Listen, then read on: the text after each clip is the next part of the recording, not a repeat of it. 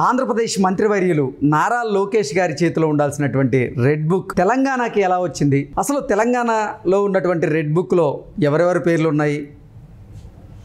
నారా లోకేష్ గారి చేతిలో ఉన్న రెడ్ బుక్, తెలంగాణలో ప్రత్యక్షమైనటువంటి రెడ్ బుక్ రెండు ఒకటేనా? అసలు ఈ రెడ్ బుక్ గోలేంటి అనేది మనం తెలుసుకునేటువంటి ప్రయత్నం చేద్దాం. ప్రస్తుతం మనతో పాటు ఉన్నారు ప్రముఖ సీనియర్ జర్నలిస్ట్ డివిఎస్ గారు. సార్తో మాట్లాడదాం. సార్ నమస్తే. సార్ నమస్తే. నారా లోకేష్ గారి చేతిలో ఉండాల్సినటువంటి రెడ్ బుక్ ఇప్పుడు సడన్గా తెలంగాణలో ప్రత్యక్షమైందని ఒక వార్త సోషల్ మీడియాలో చక్కర్లు కొడుతూ ఉంది. ఇంతకీ ఆ రెడ్ బుక్ ఈ రెడ్ బుక్ ఒకటేనా? ఆ రెడ్ బుక్లో ఉన్న పేర్లే ఈ రెడ్ బుక్లో కూడా ఉండబోతున్నాయా? అసలు ఏం జరుగుతుంది సార్? ఈ రెడ్ బుక్ గోల్ ఏంటి? అంటే రెడ్ బుక్ మీద పేటెంట్ లోకేష్ బాబుదే. మీరు ఇష్టం వచ్చినట్టు కాపీ కొడతానంటే ఆయన ఒప్పుకోడు. ఏది దాన్ని కూడా మరి ఇంకా మనం ఇవ్వాలా, ఏది ఆ పేటెంట్ ఎవరికి పోకుండా. ఒక సినిమా కూడా తీస్తే బెల్లగుంటుంది. ఏది ఎవరన్నా టైటిల్ రిజిస్టర్ చేశారో లేదో కానీ రెడ్ బుక్ అనే టైటిల్ పెట్టుకుంటే మరి బహుశా చరణ్ పెట్టుకుంటాడా, ఎవరు పెట్టుకుంటారో చూడాలి. రెడ్ బుక్ అనేది వాళ్ళ దేశవ్యాప్త సంచలనం. లోకేష్ బాబు రెడ్ బుక్ మీద చర్చ ఎక్కువ జరుగుతుంది. ఎప్పుడైతే పవర్లోకి వచ్చారో వెంటనే అన్ని నగరాల్లో మనం ఆంధ్రప్రదేశ్లో రెడ్ బుక్ వచ్చేసింది. ఫ్లెక్సీలు పెట్టారు. కాకపోతే వాళ్ళు పెట్టిన ఫ్లెక్సీల్లో రెడ్కి అబ్రివేషన్ మార్చారు. ఆ రెడ్ బుక్ వేరు, వీళ్ళు ఇచ్చిన అబ్రివేషను వేరు. ఏది రెడ్ అంటే ఆర్ ఫర్ రెసిలెన్స్, ఈ అంటే ఎంపవర్మెంట్, డి అంటే డెవలప్మెంట్ అంటూ పునరుజ్జీవం, లేకపోతే సాధికారత, అభివృద్ధి, సమగ్ర అభివృద్ధి అట్లా మార్చారు అబ్రివేషన్. కానీ దడిపిస్తున్నారు. రెడ్ బుక్ అంటే జనానికి దడబుడుతోంది. దడబుట్టాల్సిన అవసరం ఏంటి? తప్పు చేస్తే దడబుడుతుంది. ఇప్పుడు మీరు భయం ఎప్పుడు వస్తుంది? నువ్వెప్పుడు భయపడతావు, నేనెప్పుడు భయపడతాను? మనం తప్పు చేస్తే భయపడతాం. తప్పు చేయనప్పుడు భయపడాల్సిన అవసరం లేదు. రెడ్ బుక్కి భయపడుతున్నారు ఆంధ్రప్రదేశ్లో అంటే అర్థం వాళ్ళంతా తప్పు చేసిన వాళ్ళు అనమాట.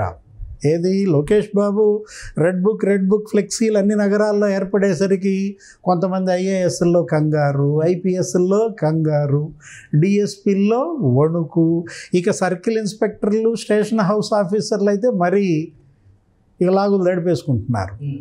ఎందుకంత పరిస్థితి ఎందుకు వచ్చింది? మీరు ఆ వైఎస్ఆర్ కాంగ్రెస్ పార్టీతో అంటకాగటం ఎందుకు? అతను ఇంకో 30 ఏళ్ళు మళ్ళీ సీఎంగా ఉంటాడనేది మీరు ఆశలు పెట్టుకోవటం ఎందుకు? ఆయన మునిగాడు, మిమ్మల్ని ముంచాడు. ఇప్పుడేమో మీకు జ్వరం పుట్టింది. ఏది రెడ్ బుక్ జ్వరం అన్నమాట, ఫీవర్ లాగా ఉందన్నమాట. లోకేష్ బాబు పాదయాత్రలో యువగళంలో రెడ్ బుక్ గురించి మీరంతా మాట్లాడుతున్నారు. కృష్ణ, రెడ్ బుక్ కాదు, అతని చేతిలో ఇంకో బుక్ కూడా ఉంది. నువ్వు చూసావా లేదో? ఏంటి సార్ అది? ఎవరు ఆ బుక్ గురించి మాట్లాడరేంటి? రెడ్ బుక్ గురించే మాట్లాడతారేంటి? అతను 2 పుస్తకాలతో నడిచాడు. ఒక పుస్తకం కాదు. ఒక చేతిలో రెడ్ బుక్, ఇంకో చేతిలో కాన్స్టిట్యూషన్, ఓకే, రాజ్యాంగం. అంబేద్కర్ రాజ్యాంగం ఒక చేత్తో పట్టుకుని రెడ్ బుక్ ఇంకో చేత్తో పట్టుకుని అతను నడక సాగింది. ఏది యువగళం. ఇప్పుడు ఆయన యువగళం పాదయాత్ర చేసినప్పుడు, ప్రారంభించినప్పుడు ఏం జరిగింది? జనవరి 26 ఎప్పుడో ప్రారంభించాడు. రిపబ్లిక్ డే, స్వేచ్ఛ కోసం, విముక్తి కోసం, అణిచివేతపై తిరుగుబాటు, హక్కుల పోరాటం అంటూ జగన్మోహన్ రెడ్డి హక్కులు అణిచేశాడు కదా, మీడియాను అణిచేశాడు కదా, ప్రజా సంఘాలు ప్రశ్నించే గొంతు నొక్కేసిన దీంట్లో అతని పాదయాత్ర. ఆయన పాదయాత్ర ప్రారంభానికి 20 రోజుల ముందు ఒక జీవో తెచ్చాడు. తెలుసుగా నీకు ఆ జీవో నంబర్ 1. ఏది? ఎక్కడ రోడ్ల మీద మీటింగ్లు పెట్టకూడదు, ఎక్కడ రోడ్ల మీద ర్యాలీలు చేయకూడదు. మరి ఏంటి, పాదయాత్ర చేస్తున్నాడు కదా అనే ఉద్దేశంతో పెడితే ఆయనకు అడుగడుగున అడ్డంకులు పెట్టారు. చివరికి అతను స్టూల్ ఎక్కి మాట్లాడాల్సి వచ్చింది. అతను మైక్ లాక్కున్నారు. అతను స్టేజ్ ఎక్కనివ్వలేదు. అతని క్యారవాన్ ఎత్తిపోయారు. చివరికి అతని మైక్ వెహికల్ కూడా తీసుకుపోయారు, సౌండ్ వెహికల్. ఆ పరిస్థితుల్లో ఇక చేసేది లేక అతను అడుగు ముందుకేయటం ఆపకుండా ఒక చేత్తో రాజ్యాంగం పట్టుకుని అందరికీ చూపించాడు. ఏమని? కాన్స్టిట్యూషన్, ఇదిగో నా హక్కు, ఇది నా హక్కు, అసెంబ్లీ అయ్యే హక్కు నాకు అంబేద్కర్ ఇచ్చాడు, నాకు నచ్చింది చెప్పే హక్కు నాకు వాక్ స్వాతంత్రం అంబేద్కర్ రాజ్యాంగం ఇచ్చిందంటూ చదివి వినిపించాడు డిఎస్పీలకి, సిఐలకి. ఎవడు ఆపితే వాడికి చదివి వినిపిస్తూ కాన్స్టిట్యూషన్ పట్టుకుని వెళ్ళాడు. అయినా ఆపారు, అయినా అడ్డంకులు పెట్టారు. అప్పుడు రెండో బుక్ తీశాడు. ఏంటది? Red book. మీరు మొదటి బుక్ వదిలేశారు, ఆ రెండో బుక్ని పట్టుకుని ఇక మీరు చిలవల పలవలుగా చేస్తున్నారు. అసలు అన్నిటికీ మూలం ఇది కదా కాన్స్టిట్యూషన్. రాజ్యాంగం గురించి మాట్లాడినప్పుడు రెడ్ బుక్ గురించి ఎందుకు మాట్లాడతారు అంటే రాజ్యాంగానికి కవచం రెడ్ బుక్. అంబేద్కర్ రాజ్యాంగానికి ఒక ఛత్రంగా రెడ్ బుక్ని వాడుకున్నాడు లోకేష్. ఏమంటాడు? రాజ్యాంగం అంబేద్కర్ రాసిన రాజ్యాంగాన్ని తప్పితే వాడి పేరు రెడ్ బుక్లో రాస్తా.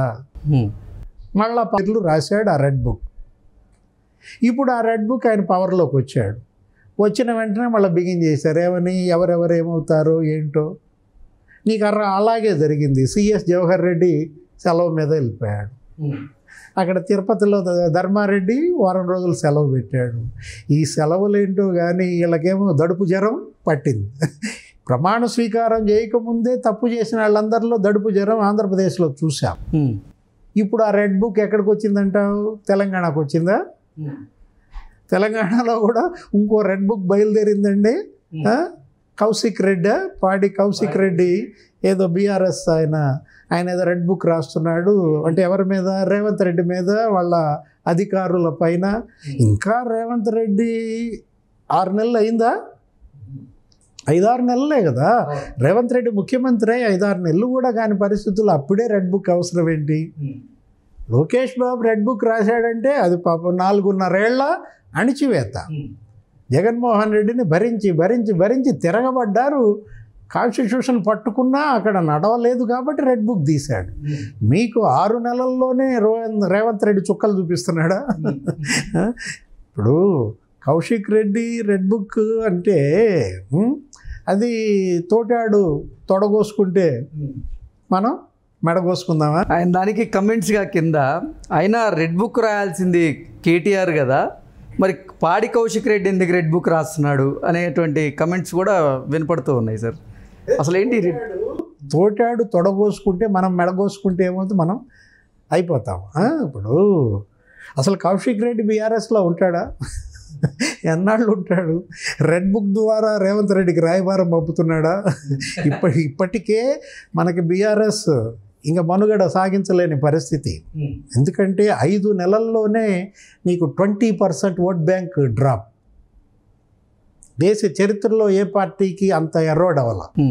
అనేక అవినీతి మరకలు, కుంభకోణాలలో విచారణ జరుగుతోంది. ఏది? కూతురేమో తిహార్ జైల్లో ఉంది. ఈయన ఎప్పుడు జైలుకి పోతాడో తెలియదు. హరీష్ రావుని జైలు పిలుస్తోంది అంటున్నారు. టెలిఫోన్ ట్యాపింగ్ అంటున్నారు. కేటీఆర్ని జైలు పిలుస్తోంది అంటున్నారు. ఇలా పరిస్థితుల్లో వీళ్ళు ఇప్పుడు ఇది రెడ్ బుక్ని తీసుకున్నా కానీ అది వర్కౌట్ కాదనమాట. మనం ఎరోడ్ అవుతోంది వీళ్ళ ఓట్ బ్యాంక్ అన్నాను. ఏది? మనకు తెలుసు నేల కోత ఏంటి. నీకు ఉధృతంగా వరద బీభత్సం గోదావరి కానీ కృష్ణ కానీ కొడితే నేల కోత జరుగుద్ది. అవును. నీకు ఇప్పుడు నది ఒడ్డున నీ భూమి ఉంటే నీకు 10 ఎకరాలు ఉన్న భూమి 2 వరదల తర్వాత 2 ఎకరాలు అయిపోద్ది. ఎందుకంటే భూమి ఇరిగి నదిలో కొట్టుకుపోతుంది. నేల కోత అంటాం. సాయిల్ ఎరోషన్, మృత్తిక క్షయం. ఏంటంటే మళ్ళీ మీరు జియాలజీలోకి వెళ్తున్నారు అనొచ్చు. మృత్తికా క్షయం తెలుసు, నేల కోత తెలుసు, ఓట్ల కోత ఇప్పుడే చూస్తున్నాం. ఏది? ఓట్స్ ఎరోషన్ అన్నమాట. నీకు 37% ఓట్ బ్యాంక్ ఉన్నటువంటి బీఆర్ఎస్ 4 నెలల్లో 17%కి పడిపోయింది. 20% ఓట్ బ్యాంకులో 15% బీజేపీ ఎత్తుకుపోయింది. 5% రేవంత్ ఆయన జల్లలో వేసుకున్నాడు. 20% మరి నీకు 4 నెలల్లో తెగవతల పడిందంటే ఇంకెంత మిగిలింది? 17% ఓట్ బ్యాంక్ ఉంటుందంటావా? 17 నెలలన్నా 17 రోజులు అంటావా? దురదృష్టకరం. ఎందుకంటే 22 ఏళ్ల పార్టీ, 10 ఏళ్ల అధికారం చెలాయించిన పార్టీ ఇలాంటి ట్రాజడీలో ఉంటుందని మనం ఊహించలేదు. Okay sir, thank you so much. నమస్తే.